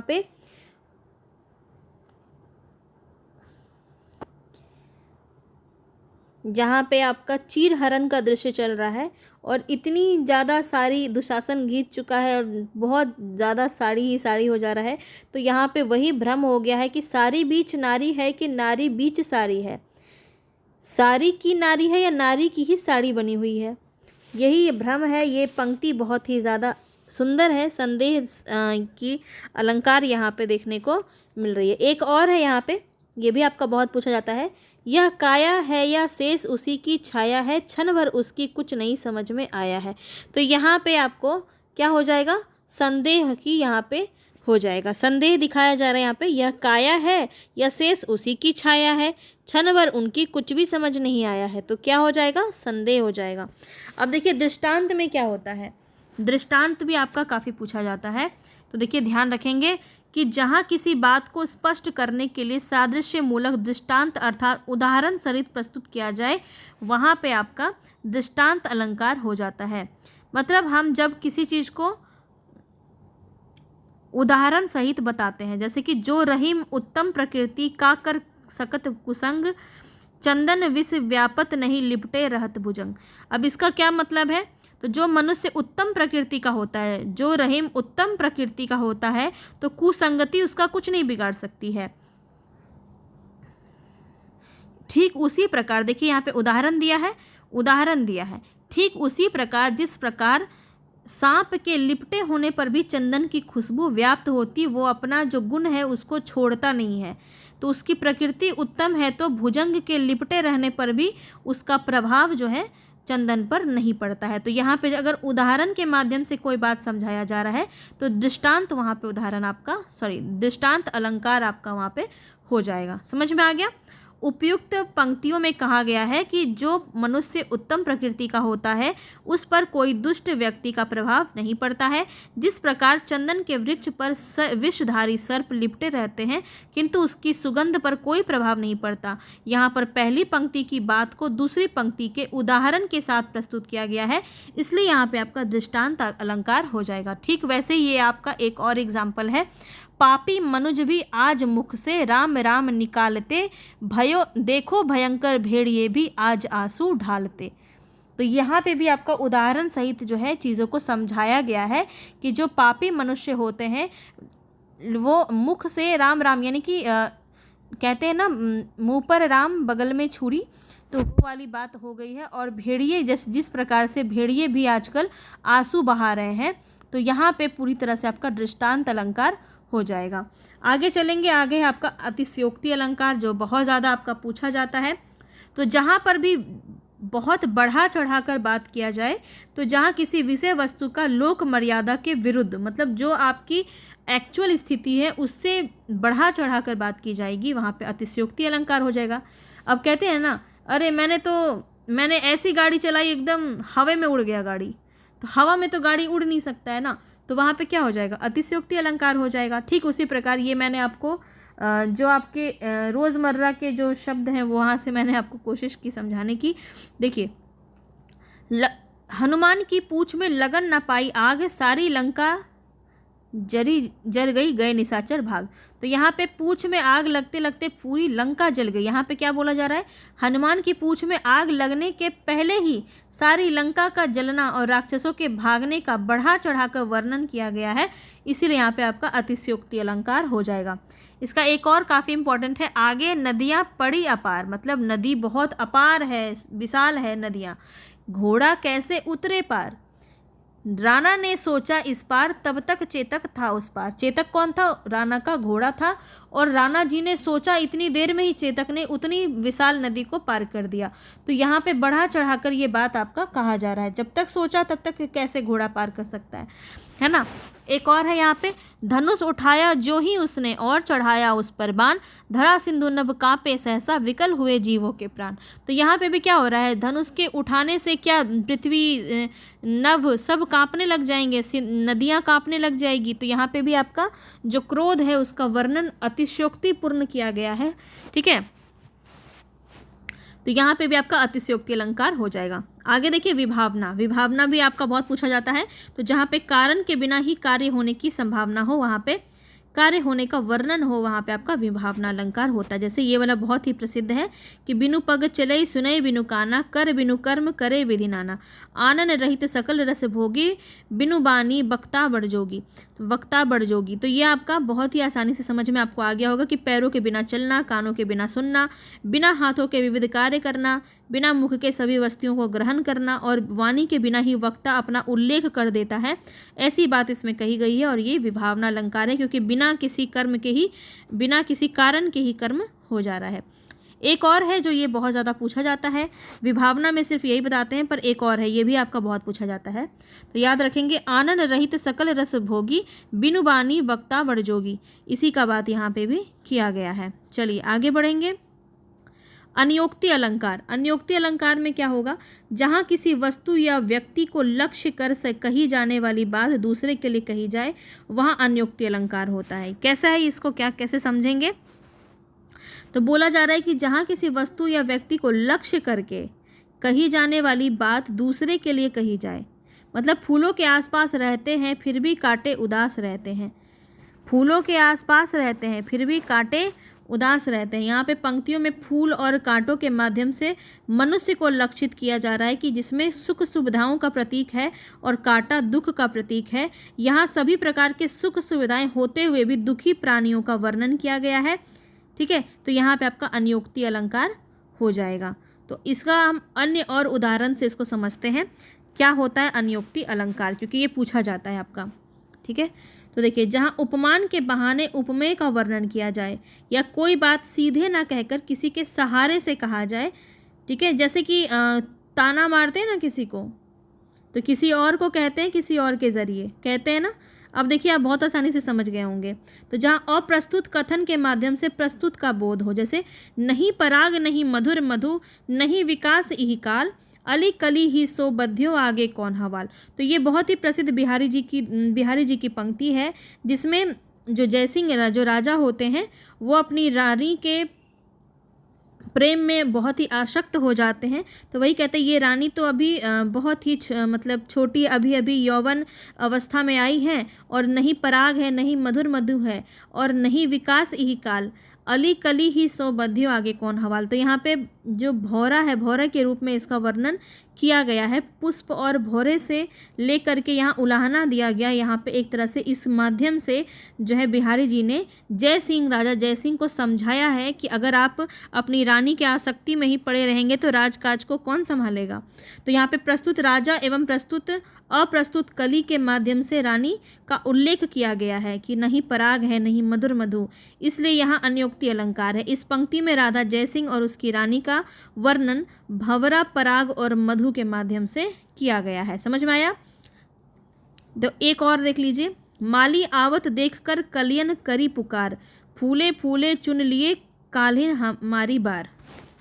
इसका मतलब क्या है, तो माली, कलियां और फूल अप्रस्तुत हैं, जिसके द्वारा प्रस्तुत काल, जीवन और मृत्यु का बोध कराया जा रहा है। तो कबीर दास जी जो हैं, इन्होंने जीवन मृत्यु के शाश्वत को माली और कलियों के माध्यम से व्यक्त किया। तो जहाँ पे किसी चीज़ के माध्यम से किसी अन्य बात की को कहा जाता है, तो वहाँ पे आपका अन्योक्ति अलंकार हो जाता है। आई होप अब आपको अच्छे से समझ में आ गया होगा। विरोधाभास की तरफ बढ़ते हैं।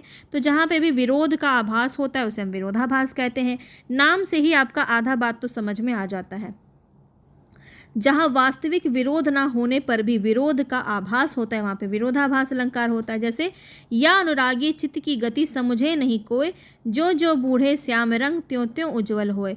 मतलब यहाँ पे क्या कहा जा रहा है कि कवि यह कहना चाहता है कि हमारे अनुराग मन की गति को कोई भी नहीं समझ सकता है, क्योंकि जैसे जैसे श्री कृष्ण भक्ति के रंग में डूबता जाता है, वैसे वैसे उसके विकार दूर होते चले जाते हैं। तो यहाँ पे तो इसका अर्थ ग्रहण इस प्रकार से होता है। लेकिन यहाँ पे कोई भी सामान्य बुद्धि का जो पाठक है वह यह विरोध कर सकता है कि जो काले रंग में डूबता है वह उज्जवल कैसे हो सकता है। तो यहाँ पे जैसे लिखा है ना, जो जो बूढ़े श्याम रंग, जैसे जैसे जैसे हम श्याम रंग में डूबते जाएंगे तो हम और काले हो जाएंगे, उज्जवल कैसे हो सकते हैं। तो जो सामान्य बुद्धि वाला बालक है वो तो यही समझेगा, है ना। तो यहाँ पे क्या हो रहा है, विरोध हो रहा है। जैसे कि श्याम काले रंग के हैं और अगर हम काले रंग में डूबेंगे तो हम उज्जवल कैसे हो सकते हैं। तो विरोध हो रहा है, तो विरोध का आभास हो रहा है, तो वहाँ पे विरोधाभास हो जाएगा। ठीक, ऐसे एक और एग्जाम्पल है आपका, सुलगी अनुराग की आग वहाँ, जल से भरपूर तड़ाग जहाँ। मतलब यहाँ पे भी आपका विरोध हो रहा है, क्योंकि जल है, जहाँ पे जल है वहाँ पे आग कैसे लग सकती है। तो यहाँ पे भी विरोध का भास उत्पन्न हो रहा है, इसीलिए विरोधाभास अलंकार हो जाएगा। आगे चलते विशेषोक्ति अलंकार क्या होता है देखते हैं। विशेषोक्ति अलंकार है जहाँ कारण के रहने पर भी कार्य नहीं होता है, वहाँ विशेषोक्ति अलंकार होता है। जहाँ कारण के रहने पर भी कार्य नहीं हो, मतलब दो दो मेघ बरसते मैं प्यासी की प्यासी, नीर भरे नित प्रति रहे तऊ ना प्यास बुझाई। मतलब मेघ बरस रहे तो प्यासी कैसे रह सकते हैं, मतलब कारण रहने पर भी कार्य नहीं हो रहा है, प्यासी की प्यासी रह गई। पानी भरे हुए हैं लेकिन प्यास नहीं बुझ रहा है, तो ये कैसे हो सकता है। तो जहाँ पे कारण होने के बावजूद भी कार्य नहीं हो रहा है, वहाँ पे आपका विशेष उक्ति है। विशेष उक्ति हो जाएगा तो विशेष उक्ति अलंकार हो जाएगा। जैसे यहाँ लिखा है, देखिए, दो दो मेघ बरस रहे हैं फिर भी मैं प्यासी की प्यासी हूँ। यहाँ पर कारण तो है पर वर्षा हो रही है किंतु प्यास नहीं बुझ रही है, अर्थात कार्य शुरू तो हुआ परंतु इस कार्य का कोई मोल नहीं है, इसलिए यहाँ पर विशेष उक्ति अलंकार हो जाएगा। वैसे एग्जाम्पल एक यहाँ पे है, पानी बीच मीन मीन प्यासी, मोही सुनी सुनी आवे हासी। मतलब मीन मतलब क्या होता है, मछली। तो यहाँ पर मीन पानी के बीच भी प्यासी है, यानी कि पानी के होते हुए भी प्यास का नहीं बुझना किसके अंदर आ जाएगा, विशेषोक्ति के अंदर आ जाएगा। यहाँ पे कार्य होते हुए भी कारण संभव नहीं हो पा रहा है। समझ में आया। चलिए अब हम प्रतीप की तरफ बढ़ते हैं। तो प्रतीप का शाब्दिक अर्थ होता है उल्टा या विपरीत। जहाँ उल्टा का कथन उपमेय के रूप में तथा उपमान का उपमेय के रूप में किया जाए, वहाँ प्रतीप अलंकार होता है। कैसे समझेंगे इसको, बहुत आसान है। प्रतीप में क्या होता है, उल्टा होता है, विपरीत होता है। अभी तक हम उपमेय और उपमान की बात कर रहे थे, चांद सा मुखड़ा कह रहे थे ना, ये चांद सा मुखड़ा। अब हम क्या कहेंगे, ये मुखड़ा चांद सा है, मुखड़ा सा चांद। मतलब ये मुखड़ा इतना सुंदर है कि चांद इसके सामने कुछ भी नहीं है। तो क्या हो रहा है, उपमान की जो है यहाँ पे उपमान को कम समझा जा रहा है और उपमेय को ही ज़्यादा समझा जा रहा है। कैसे, तो यहाँ पे एग्जाम्पल से समझिए।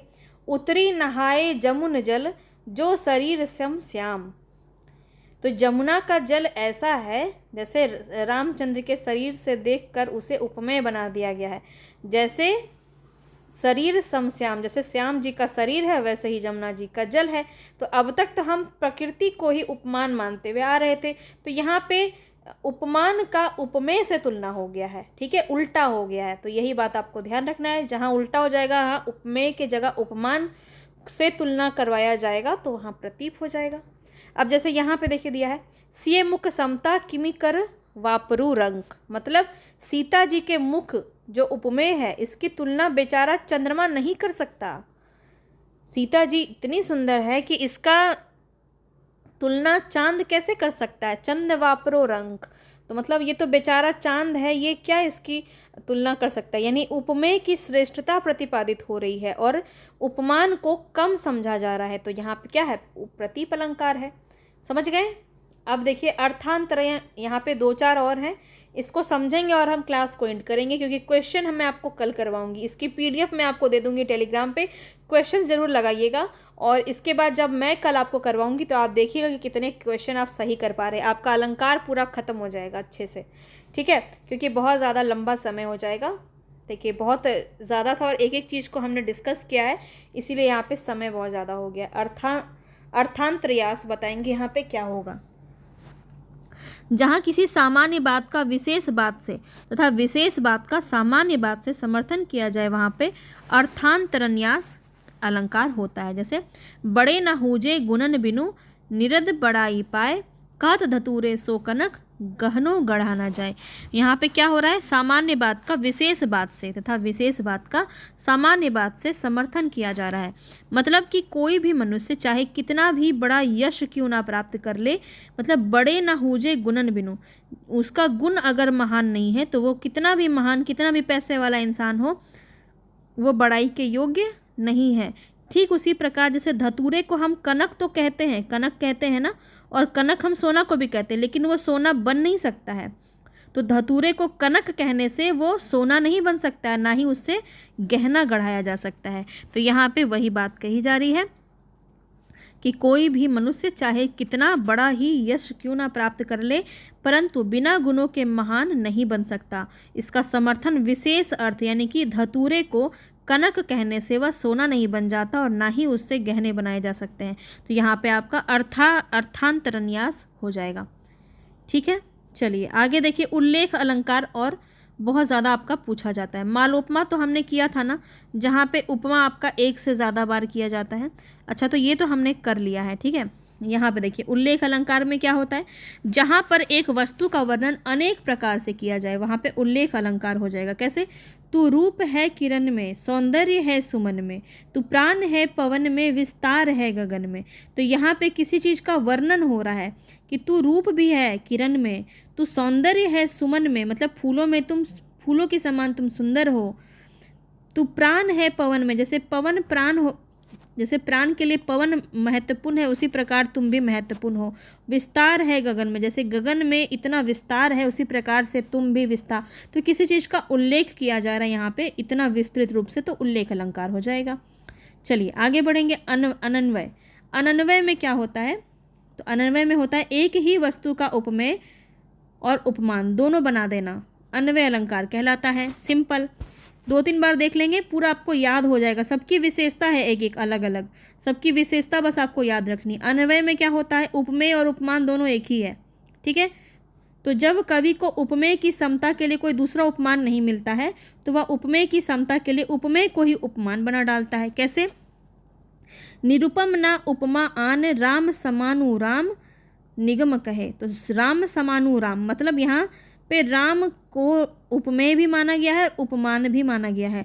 तो जहाँ पे उपमेय और उपमान एक ही होते हैं, वहाँ पे आपका अनन्वय अलंकार हो जाता है, ठीक है। अब देखिए अपहुति बहुत ज़्यादा पूछा जाता है, तो अपहुति में ज़्यादा कुछ नहीं समझना है आपको।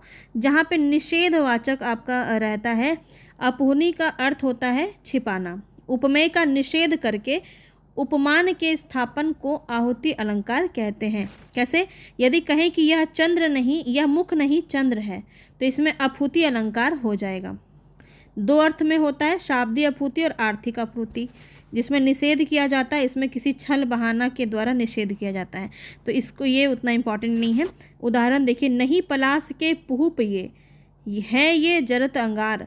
तो इसमें देखिए पलाश यानी कि उपमेय जो है उसको नकार दिया गया है, निषेध कर दिया गया है। तो नहीं शब्द से भी आप इसको ध्यान रखें, ठीक है।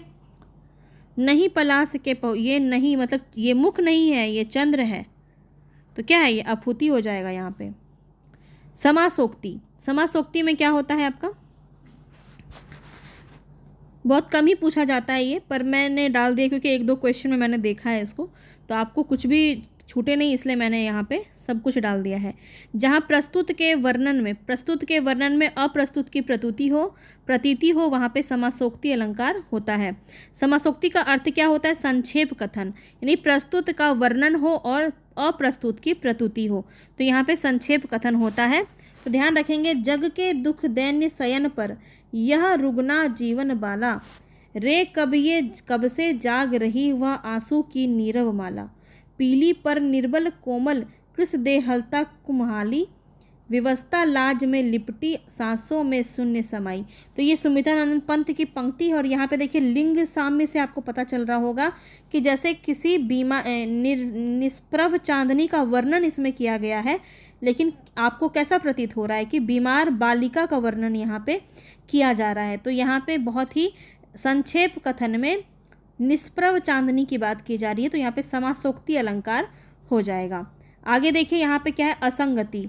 असंगति में क्या होता है, जहाँ कारण कहीं और कार्य कहीं और होने का वर्णन किया जाए वहाँ पे असंगति होता है। कैसे, तो असंगति का अर्थ क्या होता है, जहाँ संगत ना हो। तो मतलब कि आपको दर्द जहाँ होगा वहीं, जहाँ चोट लगेगा वहीं दर्द होना चाहिए, ये आपका संगति है ना। जैसे चोट पाँव में लगे तो दर्द भी आपका पाँव में ही होना चाहिए। तो कारण कहीं और कार्य कहीं और जब हो, जैसे कि चोट पाँव में लगे और दर्द सर में हो जाए तो असंगति हो जाएगा। जैसे कहते हैं ना, तुम्हें देख मेरा दिल धड़का, मतलब अगर आँख से देख रहे हैं तो दिल क्यों धड़क रहा है, आँख से देख रहे हैं तो आँख में प्रॉब्लम होनी चाहिए ना। तो क्या है, असंगति हो रही है यहाँ पे। तो इसको आप ऐसे भी समझ सकते हैं, तुमने पैरों में लगाई मेहंदी मेरी आँखों में समाई मेहंदी। अब देखिए पैरों में मेहंदी लगाया जा रहा है, मेहंदी लगाने का काम पाँव में हो रहा है, किंतु परिणाम आँखों में दृष्टिगत हो रहा है। तो यहाँ पे क्या है, असंगति है। समझ में आ गया, बहुत ही अच्छे से एग्जाम्पल दिया है मैंने आपको। अब देखिए उभयालंकार क्या होता है आपका, तो जो शब्द और अर्थ दोनों में चमत्कार की वृद्धि करते हैं वो उभयालंकार का इसको कहते हैं। शंकर में क्या होता है, ये इतने अच्छे से आपस में घुल मिल जाते हैं कि आप उसमें अंतर स्पष्ट नहीं कर पाएंगे कि कहाँ पे आपका अलग होगा। देखो कैसे, जहाँ पर दो या अधिक अलंकार आपस में नीर छीर, मतलब पानी में, जैसे कि अगर हम दूध को पानी में मिला दे तो क्या वो अलग अलग दिखता है, नहीं दिखता है, एक समान घुल मिल जाता है, उसी को हम शंकर अलंकार कहते हैं। कैसे, सट सुधरही सतसंग गति पाई पारस परस कुधात सुहाई। तो यहाँ पे ये अनुप्रास अलंकार भी दिख रहा है बहुत ही आसानी से, और यमक भी दिख रहा है पास परस में, है ना, यमक भी दिख रहा है। इतना आसानी से ये मिल गया है कि इसको आप अलग नहीं कर सकते हैं। तो देखिए क्या लिखा है, पारस परस में अनुप्रास और यमक दोनों अलंकार है, इस प्रकार से मिला हुआ है जिसको पृथक करना संभव नहीं है। तो यहाँ पे शंकर अलंकार हो जाएगा। अब देखिए संसृष्टि अलंकार में क्या होता है, संसृष्टि उभयालंकार का ही दूसरा भेद है, जहाँ दो या अथवा दो से अधिक अलंकार परस्पर मिलकर भी अस्पष्ट रहे किंतु पहचान उनकी बनी रहती है। मतलब ये मिलता नहीं है, ये आप ऐसे समझिए कि बालू और पानी का मिलन, अगर बालू और पानी को मिलाएंगे तो बालू अलग दिखेगा, पानी अलग दिखेगा ना, वैसे ही संसृष्टि है। ठीक है, सृष्टि में सबकी अलग पहचान है, ऐसे याद रखना, सृष्टि में सबकी अलग पहचान है, सब अलग अलग दिखता है। यानी भूपति भवनु सुभाय सुहाय सुरपति सदनु न परतर पावा। तो ये क्या है आपका, यहाँ पे प्रतीप अलंकार हो जाएगा। अनुप्रास अलंकार भी अच्छे से समझ में आ रहा है, प्रतीप अलंकार भी यहाँ पे हो रहा है, क्योंकि यहाँ पे उपमेय जो है इसको बेहतर बताया गया है, उपमान को कम बताया गया है। और मणिमय रचित चारु चौबारे जनु रतिपति निज नाहात सवारे। तो जनु के वजह से यहाँ पे आराम से आप उत्प्रेक्षा को भी अलग कर पा रहे हैं। तो यहाँ पे प्रतीप और उत्प्रेक्षा अलंकार का वर्णन है, तो देखिए अलग अलग है, तो संसृष्टि अलंकार हो जाएगा। अब देखिए पाश्चात्य अलंकार सबसे लास्ट में मैं आपको बता रही हूँ कि मानवीकरण इसी के अंदर आता है, लेकिन कई बार जो है लोग इसको अर्थालंकार के अंदर भी लेके आते हैं, क्योंकि यहाँ पे बहुत ज़्यादा जो बात की जाती है प्रकृति की बात की जाती है। पर ये क्यों साहित्यिक यानी कि पाश्चात्य अलंकार में इसको क्यों मानते हैं, ये समझना आपके लिए इम्पॉर्टेंट है। हिंदी साहित्य पर पाश्चात्य प्रभाव पड़ने के फलस्वरूप पाश्चात्य अलंकारों का समावेश हुआ, परंतु पाश्चात्य अलंकार मानवीकरण, भावोक्ति, ध्वन्यात्मक और विरोध चमत्कार है। परीक्षा की दृष्टि से मानवीकरण अलंकार ही महत्वपूर्ण है, इसलिए यहाँ पे उसी का विवरण दिया गया है। तो मानवीकरण क्या होता है, जहाँ प्रकृति वस्तु जो होती है, पेड़ पौधे, बादल, पानी, हवा, ये सारे जो है मानवीय भावनाओं का वर्णन इसमें किया जाए, निर्जीव वस्तुओं में सजीव रूप चित्रित किया जाए, वहाँ पे मानवीकरण अलंकार होता है। जैसे फूल हंसे कलियां मुस्काई, बहुत अच्छे से आप इसको समझ रहे होंगे। तो यहाँ पे क्या है, फूल हंस रहे हैं, यानी कि फूल क्या है आपका, प्रकृति है ना, प्राकृतिक वस्तु है। कलियां मुस्काई, तो यहाँ पे मुस्का रही है, हंस रही है, मानवीय क्रियाएं हो रहा है, मानव जो क्रिया करते हैं वो क्रिया यहाँ पे दिखाए जा रहे हैं। तो यहाँ पे ये पाश्चात्य अलंकार हो जाएगा। बस इतना ही है और कुछ नहीं है इसमें। ये ध्यान रखेंगे कि मानवीय अलंकार को अगर आप अर्थालंकार में भी मानते हैं तो गलत नहीं होगा, ठीक है। अर्थालंकार में इसलिए क्योंकि देखिए यहाँ पे फूल हंसे कलियाँ मुस्काई, तो अर्थ ग्रहण कर रहे हैं हम कि यही प्रकृति जो है मानवीकरण मानवीय क्रियाएं कर रहा है, अर्थ में ग्रहण किए ना इसको हम, तो ये अर्थालंकार के अंदर भी आ जाता है, ध्यान रखेंगे। पर पाश्चात्य अलंकार अगर आपके ऑप्शन में आए तो आप इसको लगा सकते हैं, कोई गड़बड़ नहीं होगी। अब देखिए यहाँ पे क्वेश्चंस है, क्योंकि बहुत समय आपका हो चुका है तो ये क्वेश्चंस मैं आपको कल करवाऊंगी, ठीक है। पर ये PDF मैं आपको आज ही दे दूंगी, तो आप इसको ज़रूर क्वेश्चन को लगाइएगा। सारा क्वेश्चन आपको यहाँ पे दिया गया है, ठीक है, बहुत अच्छे से, और इसको ज़रूर लगाइएगा, काफ़ी इंपॉर्टेंट रहेगा आपके लिए। और कल मैं जब इसको लगाऊंगी तो आपको बहुत अच्छे से इसको रिवीजन करना है और देखना है कि सारे क्वेश्चंस का आंसर आप लगा पा रहे हैं या नहीं, ठीक है, क्योंकि बहुत ज़्यादा ज़रूरी है। ये पूरा आंसर की भी आपको यहाँ पे दिया गया है। तो चैनल पे नए हैं तो प्लीज़ सब्सक्राइब कर लीजिएगा लेट्स लर्न विद अंबिका को, ताकि आप यहाँ पर अपनी परीक्षा में और बेहतर गति प्रदान कर पाएँ, ठीक है। चलिए मिलेंगे नेक्स्ट वीडियो में, तब तक के लिए धन्यवाद। पसंद आया तो लाइक शेयर सब्सक्राइब ज़रूर कर दीजिएगा। Bye bye.